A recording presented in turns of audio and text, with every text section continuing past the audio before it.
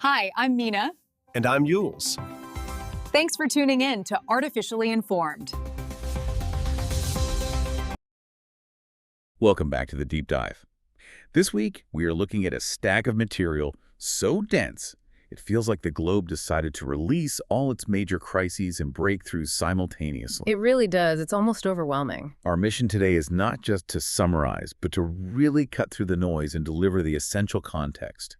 We are dissecting the week's most critical global news from, well, high-stakes geopolitical maneuvers and massive policy shockwaves to some profound scientific discoveries about life beyond Earth. It truly has been a convergence of critical events. I mean, we've seen the immediate severe impact of new national security policies following a tragedy in Washington, D.C. Right. And that's unfolding alongside a shocking aviation safety crisis triggered not by mechanical failure, but by space weather. Which is just a fascinating story in itself. At the same time, we're tracking a critical high-level corruption purge in Ukraine, while Europe's space agencies make this historic pivot toward defense spending. Yeah, a huge pivot. It's the kind of week where a surprise growth spurt in Canada's gross domestic product, or GDP, feels just as urgent to understand as new breakthroughs in anti-aging compounds found in our own bloodstream. Absolutely.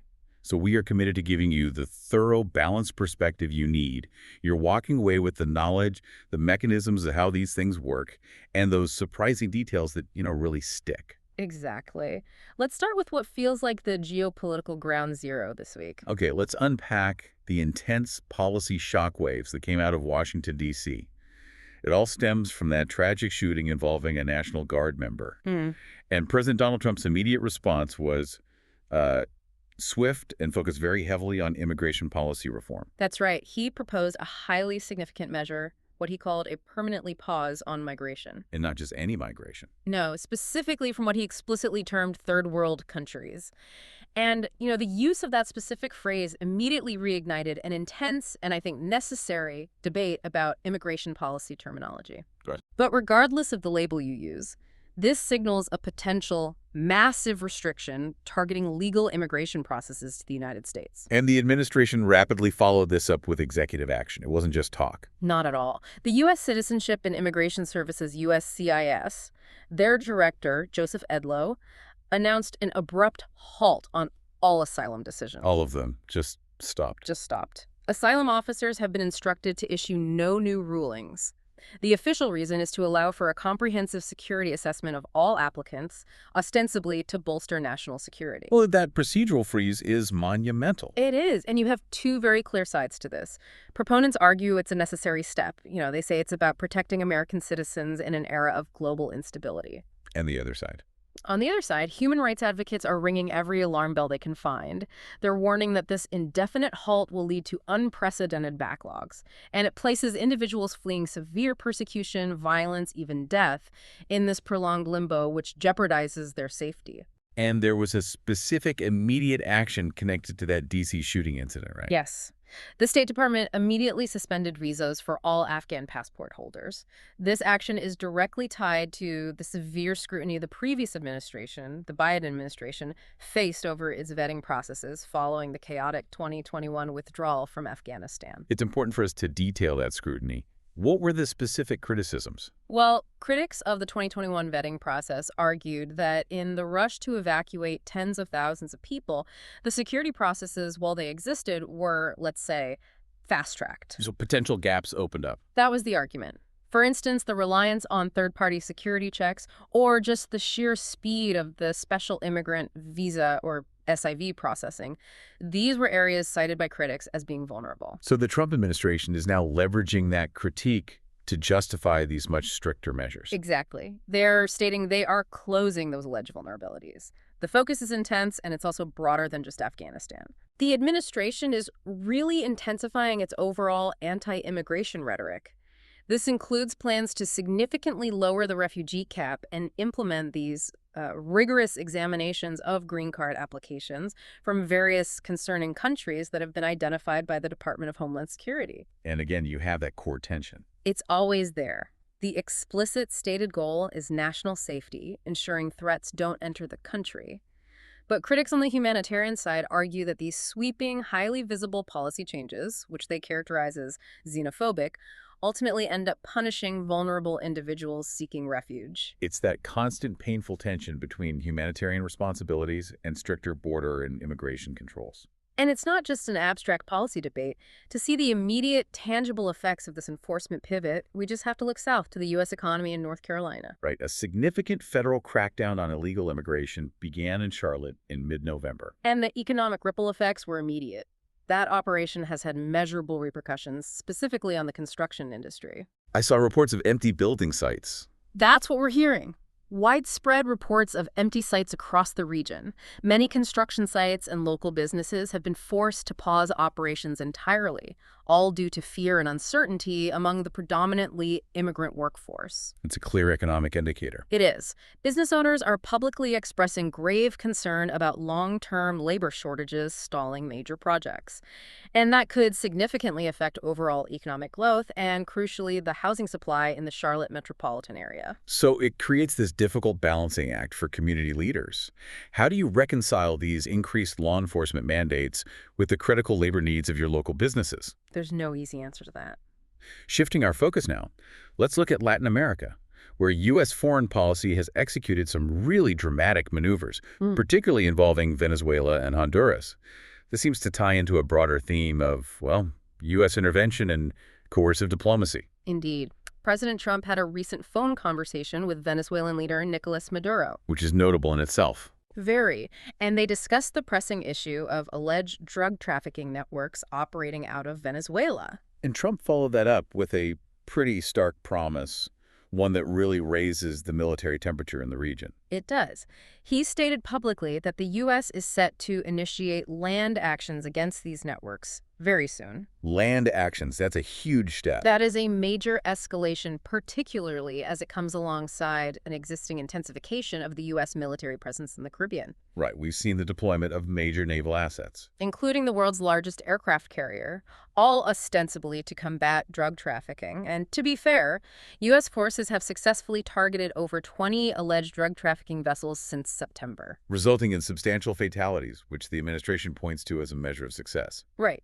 But the critics, including the Venezuelan regime itself, argue that this massive, heightened military posturing, which also included Trump declaring the airspace above and around Venezuela closed, is less about drug interdiction and more a tactic for eventual regime change in Caracas. And what's their argument? They claim the U.S. has often failed to provide sufficient evidence proving these vessels posed an immediate threat before engaging them, so it creates this very volatile geopolitical landscape. Where the U.S. exerts immense overt pressure on Maduro's government under this banner of drug enforcement. And this move complicates already fraught international relations, not just with Venezuela, but with neighboring countries who are, very wary of increased militarization in their backyard. This coercive approach is further highlighted by the controversial matter of Juan Orlando Hernandez, or JOH, the former Honduran president. Right, who was convicted in the U.S. for drug trafficking. And Trump announced his intention to pardon JOH. He did. JOH was convicted and sentenced to 45 years in a U.S. federal prison earlier in 2024.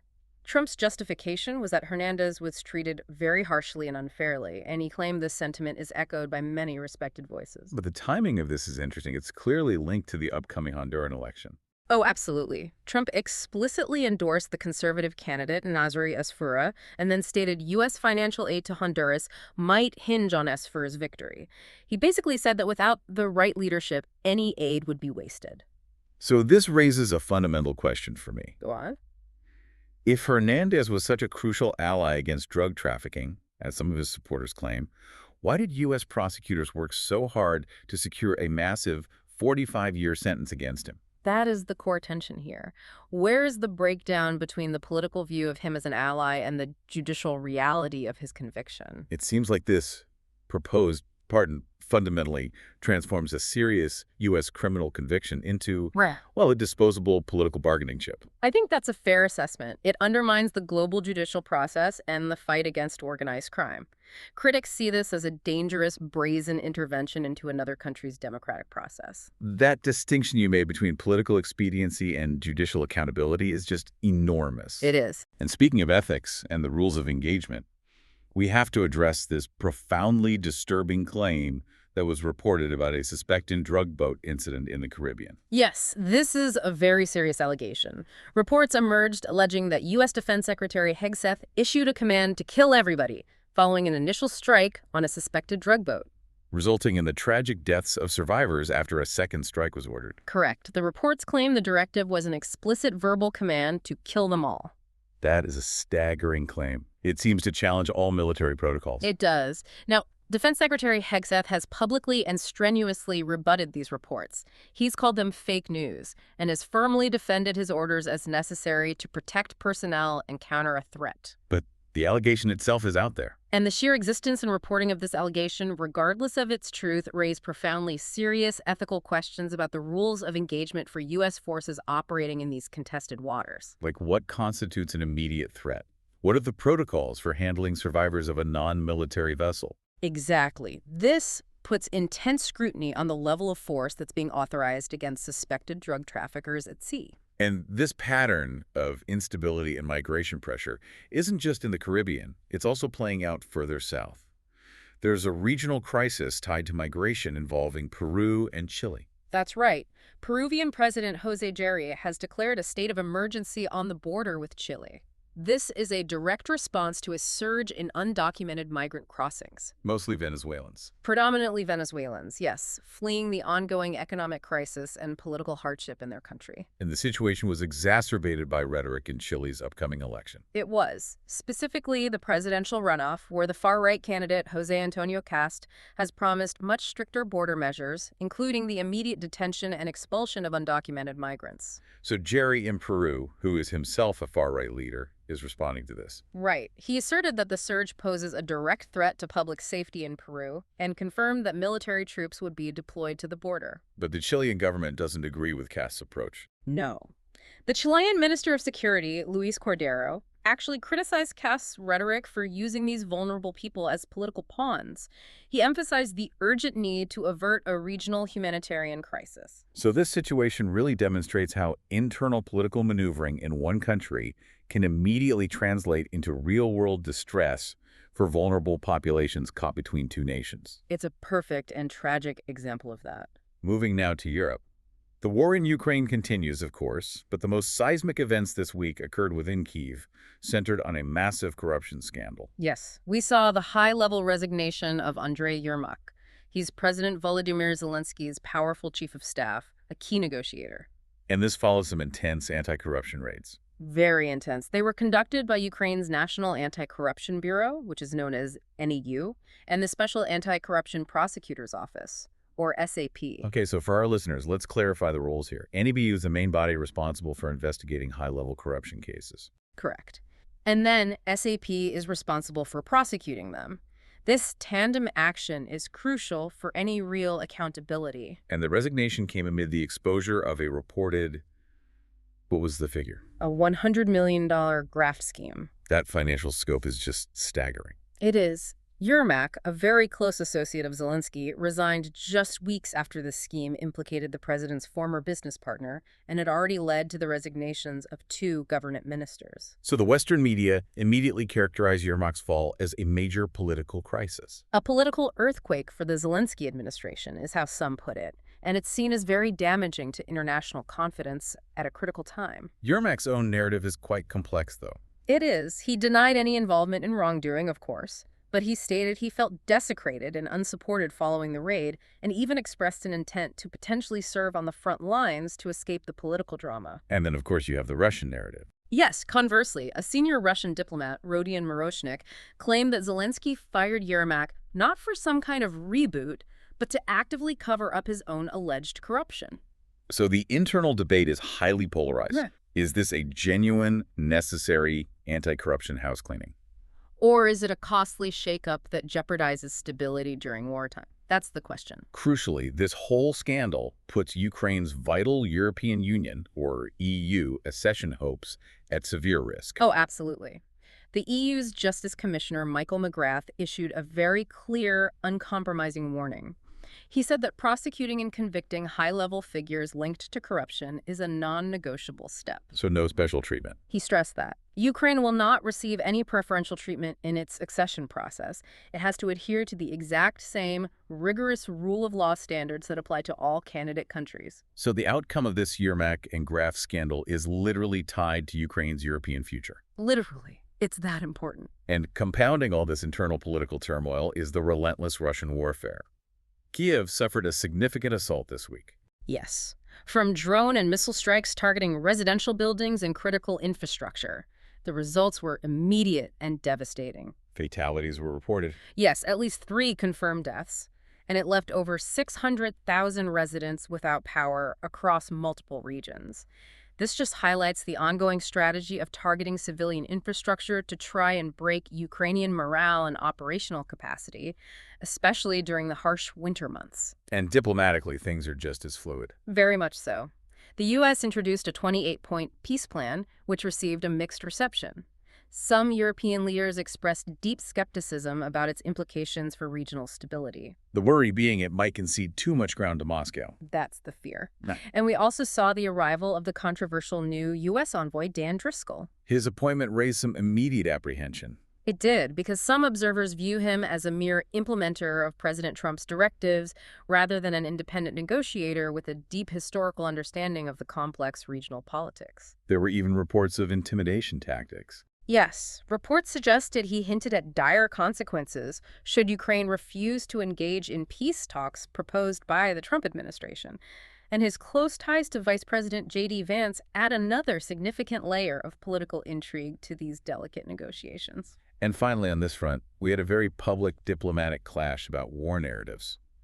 It really illustrates the information war that's running parallel to the physical one. Absolutely. The Russian embassy in the United Kingdom slammed British press outlets, specifically the Daily Telegraph, for allegedly misquoting President Putin. Yes. They contested reports that Putin claimed Russia intends to fight until every last Ukrainian is dead. They argued that the quote was taken entirely out of context. And their version. Their argument is that he was actually referencing those within Ukraine who advocate for continuing the conflict until total destruction, rather than it being a statement of Russian intent, a crucial, if subtle, distinction they wanted to make. Moving to another area of conflict and human rights concern, we have to note the ongoing situation in Myanmar. Yes, the United Nations has raised very serious concerns about the planned elections there, which are scheduled for December 28, 2025. The fear is that they are set to deepen repression and instability, rather than restore the democracy that was lost after the 2021 military coup. Right.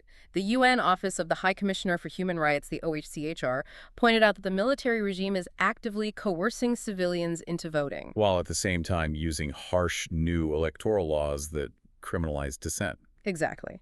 With opposition leaders like Aung San Suu Kyi imprisoned and many political parties dissolved, the UN views these elections as a mere facade, just something designed to legitimize the military's continued control. Shifting now to the Middle East, the global spotlight on human rights remains incredibly intense, particularly in the West Bank. The OHCHR issued a condemnation following the fatal shooting of 2 Palestinian men by Israeli border police in Jenin. And there was video footage.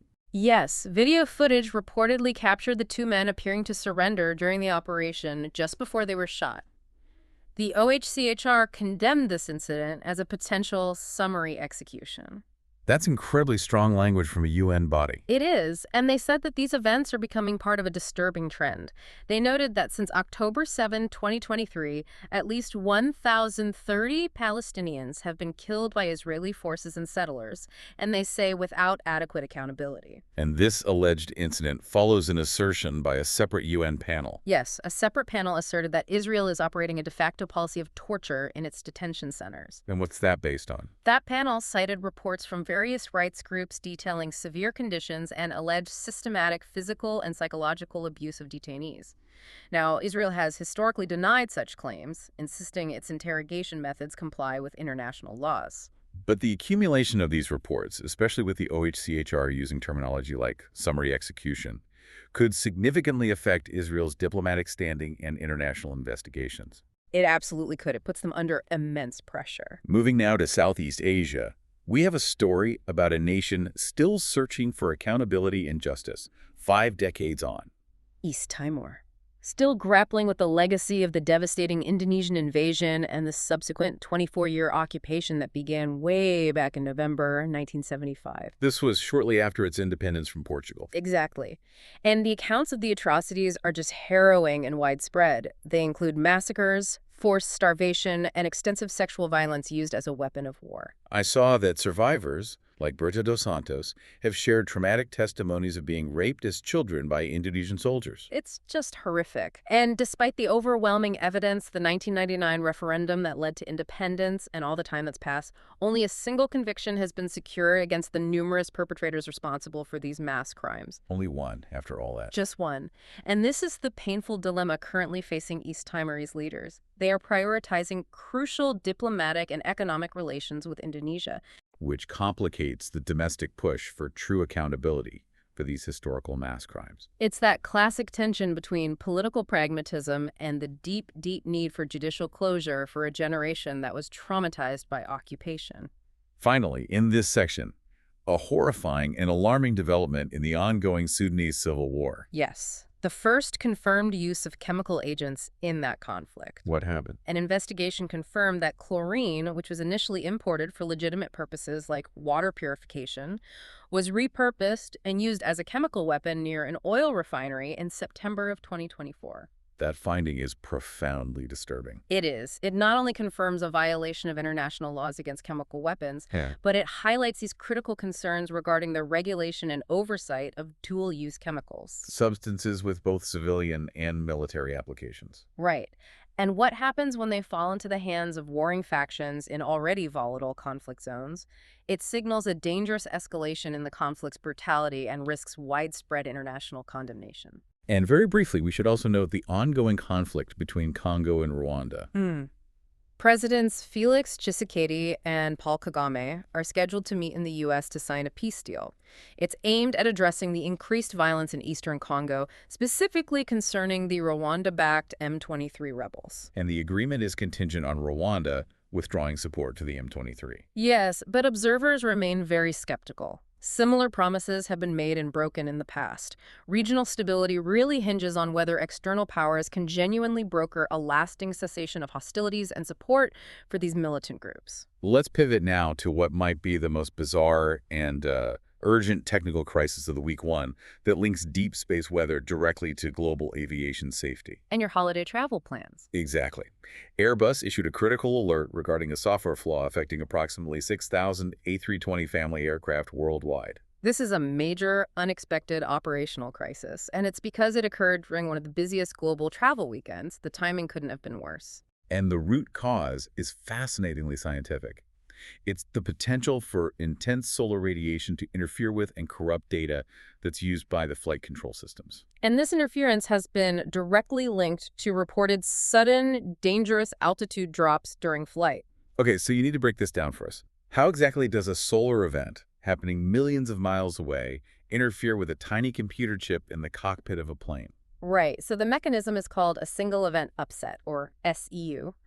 When high-energy solar particles, often protons, they strike the Earth's atmosphere, and they generate these showers of secondary particles that can actually penetrate the aircraft's fuselage. Okay.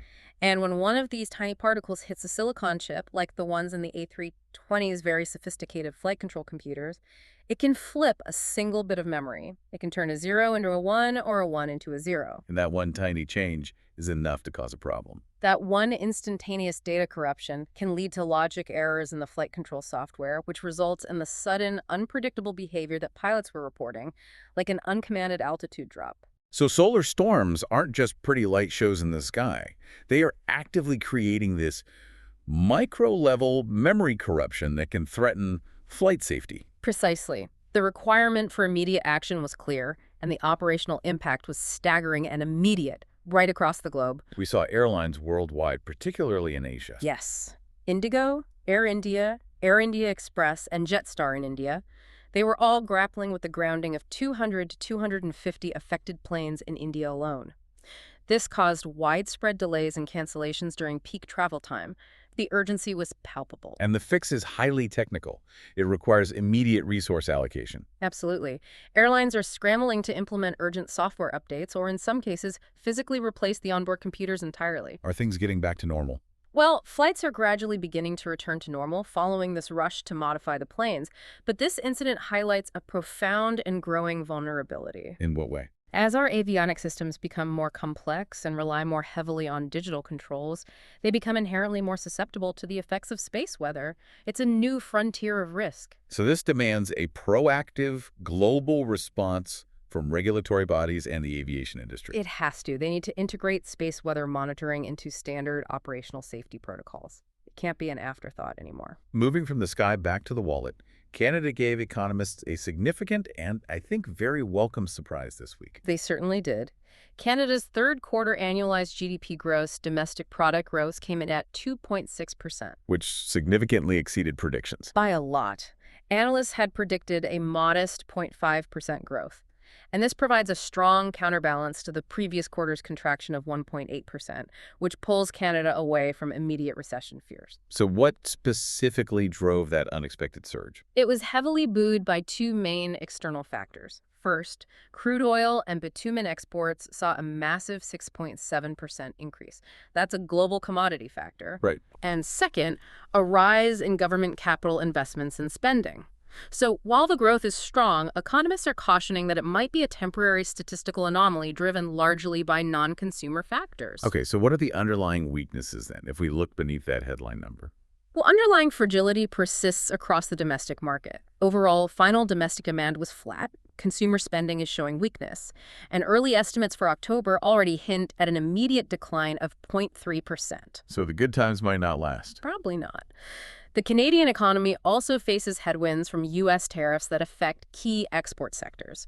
So while 2.6% sounds fantastic, it's not time to declare victory over economic headwinds just yet. Meanwhile, in the U.S., the economic mood is anything but optimistic. No. A chief information officer, a CIO, assessed that U.S. consumer sentiment has collapsed. Collapse, that's a strong word. It is, and it's perhaps the major warning sign in the U.S. economy right now. U.S. households are showing clear distress signals. It's the inflation rate. Shoppers are feeling the persistent draining pinch of inflation and the rising costs of living.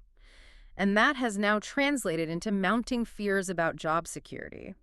This widespread reluctance to spend could have far-reaching implications for businesses that rely on domestic consumption. Now, in contrast to that widespread distress, let's look at one specific model of economic success. We saw the story of a couple earning a six-figure income from 28 rental units. Yes, using their highly detailed buy box investment strategy. I think this is a great example of applying technical criteria to investing. The buy box isn't just a vague idea, is it?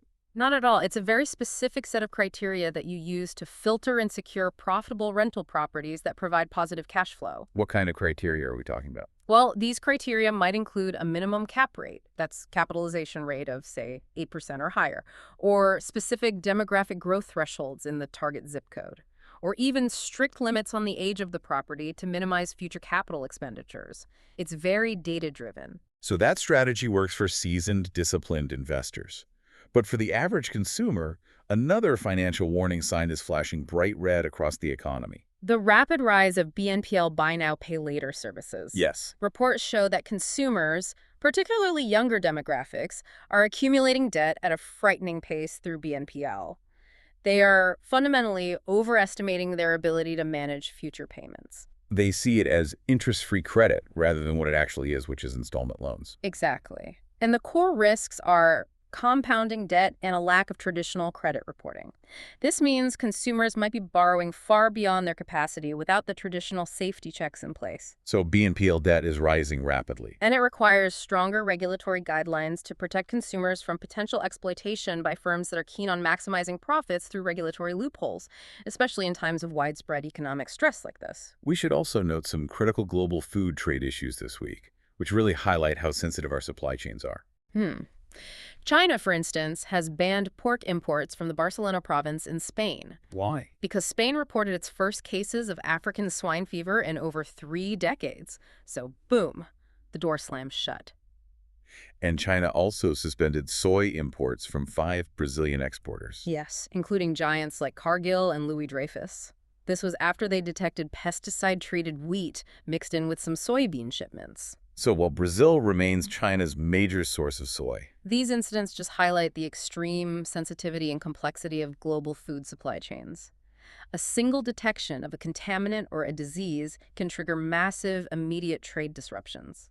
It underscores that constant tension between national food security and international trade protocols. we've had horrific reports of devastating weather events globally this week, reinforcing the growing reality of climate risk and the need for preparedness. Satellite images captured a rare cluster of 3 cyclones simultaneously. 3 at once. 3 at once, leading to catastrophic flooding across Southeast Asia.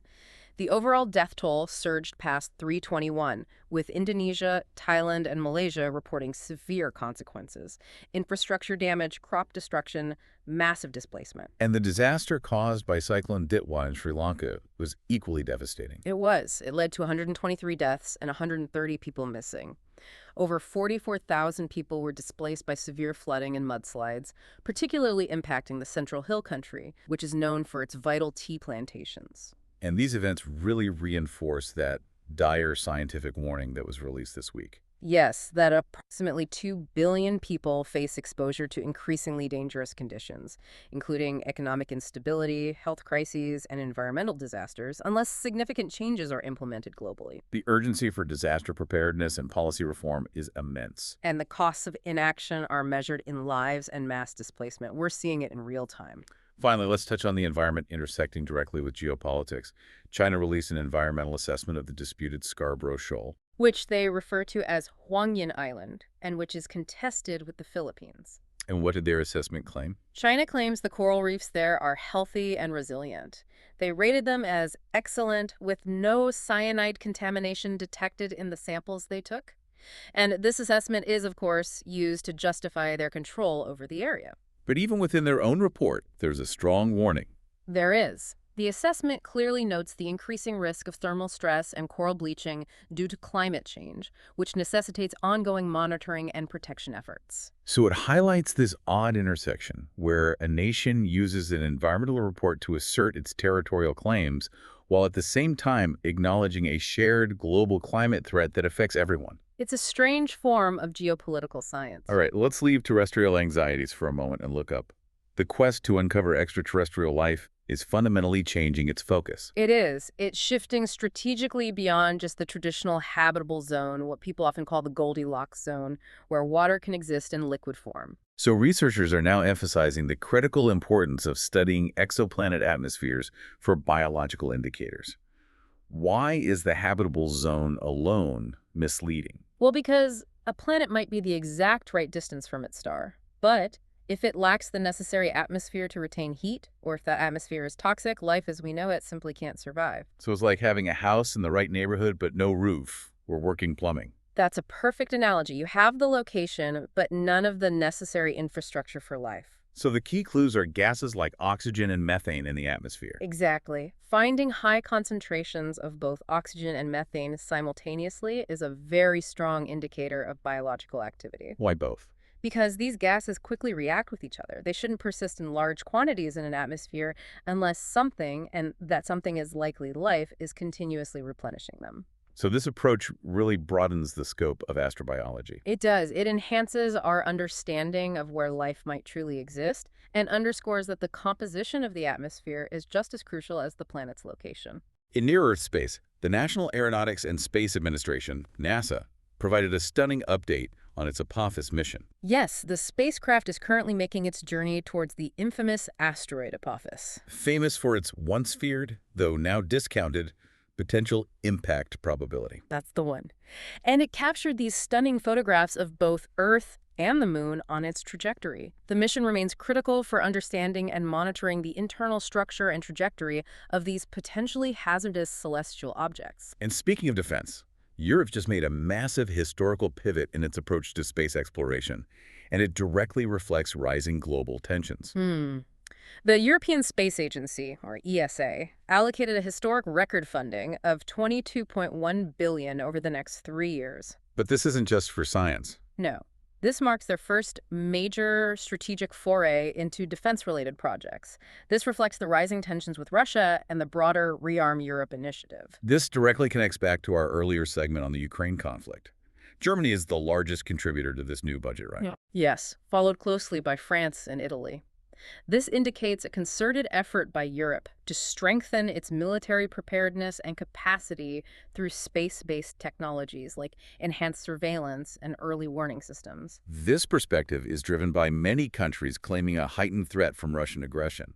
A perspective Vladimir Putin vehemently disputes, but it shows how conflicts on the ground immediately translate into shifts in global scientific funding priorities. Space is the new high ground. Now for some fascinating biomedical breakthroughs. New research provides a much clearer and more alarming link between repeated head impacts in contact sports and neurological damage. Yes, the study focused on professional fighters, and it revealed precisely how repeated head impacts strain the brain's glymphatic system. Okay, for listeners who aren't familiar, what is the glymphatic system? Think of it as the brain's essential waste clearance mechanism. It's like the central nervous system's filtering and sewage system. It cleans out all the metabolic junk that builds up. So what happens when that system is strained by, say, boxing? Well, this system is critical for clearing neurotoxic waste that's generated from concussive events.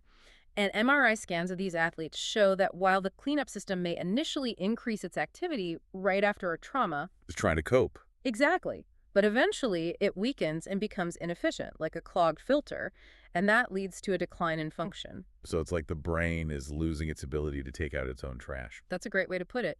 And these changes can precede any noticeable neurological symptoms by years. This research is absolutely crucial for identifying athletes at risk of conditions like chronic traumatic encephalopathy or CTE much earlier in their careers. It could allow for preventative measures. On a completely different health note, we have some exciting news in anti-aging research coming out of Sungkyunkwan University. This is a breakthrough discovery, and it involves biological processes happening within all of us right now. The breakthrough discovery of 3 potent anti-aging compounds, specifically indole metabolites, produced by a common blood bacterium called Paracoccus sanguinis. And these compounds showed a remarkable ability to reduce inflammation, oxidative stress, and the collagen-damaging effects that lead to aging, at least in human skin cell cultures. And what's really crucial here is that 2 of these indole metabolites were previously unknown to science. That's right. This marks a pivotal advancement. It suggests potential new therapeutic strategies aimed at skin rejuvenation and overall cellular anti-aging, all based on our own internal microbiome. Finally, on the importance of public health awareness, BBC Sport presenter Kenny McIntyre publicly announced his prostate cancer diagnosis during a live broadcast. A very brave thing to do. And his story is a powerful reminder of proactive health management. He was driven to seek regular tests due to a significant family history of the disease. Right, he was getting checked every 3 months. His proactive approach led to an early diagnosis. And by going public, he aims to raise awareness about prostate cancer and encourage men, especially those with a family history, to prioritize regular screenings and health dialogue. Let's wrap up our science section with a deep dive into history. Major archaeological confirmation came out of Greece this week, bridging centuries of historical guesswork with hard physical evidence. Yes, researchers confirmed that the remains found in the ancient tomb at Vergina, Greece, belonged to Philip II, Alexander the Great's father. And this confirmation provides crucial context to the transition of power in the ancient Macedonian Empire. It does. Philip II was an absolute military prodigy in his own right. He's the one who transformed Macedonia into a dominant power and really laid the groundwork for Alexander's expansive conquests across the known world. So this confirmation provides crucial insights, not just into ancient Macedonian succession and burial practices, But it also physically confirms the lineage that produced one of history's most renowned figures. It connects the bones to the legend. Technology remains a powerful force, but its double edge is becoming sharper, especially in the hands of malicious actors. At the Russian Dialogue Club forum, urgent discussions centered on the sharp rise in AI-driven cyber offenses. Experts there warn that sophisticated cybercrime is increasingly utilizing artificial intelligence, or AI. How so? This includes AI-assisted phishing and fraud attempts, which are surging, and they contribute significantly to the truly enormous global financial losses attributed to cybercrime. Reports by Interpol put this number at over $13 trillion. $13 trillion. It's a staggering figure. The speed and personalization that AI allows make these attacks far harder to detect and defend against. On the defense technology front, the UK successfully completed highly advanced live-fire trials of its new Dragonfire laser weapon. This is a major military technology milestone. It was conducted at the Ministry of Defense's, or MOD's, Hebrides range. And what can it do? Dragonfire proved capable of tracking and destroying high-speed drones flying at nearly 650 kilometers per hour. This is a massive leap in defensive capacity against modern aerial threats, and it offers a potentially cheaper, instantaneous solution to countering things like drone swarms. And finally, on the tech front, China is continuing its push for self-sufficiency in commercial aviation. Yes, with the Comac ARJ-21, their first homegrown passenger jet, which debuted back in 2015. While Comac boasts over 300 international orders, the jet still faces the challenge of achieving global credibility. It does, particularly without U.S. endorsement from the Federal Aviation Administration, the FAA. That regulatory hurdle limits its market primarily to non-Western countries. So the key is after-sales support. Exactly. Industry experts stress that Comac's ability to effectively support and resolve technical issues post-sale will be crucial for the ARJ-21's long-term success in competing with giants like Boeing and Airbus. We have several interesting political shifts that illustrate evolving power dynamics and social unrest globally. Starting in the Caribbean, St. Vincent and the Grenadines experience a massive political transition. Yes, the opposition New Democratic Party, the NDP, claimed a decisive victory. They secured 14 out of 15 constituencies, Which ended the 24-year tenure of longtime Prime Minister Ralph Gonsalves. a huge change. It signals a strong public yearning for renewal and new leadership. And the NDP's campaign centered explicitly on fostering closer economic ties with China. Which marks a significant shift. Gonsalves had maintained left-leaning alliances with Cuba and Venezuela.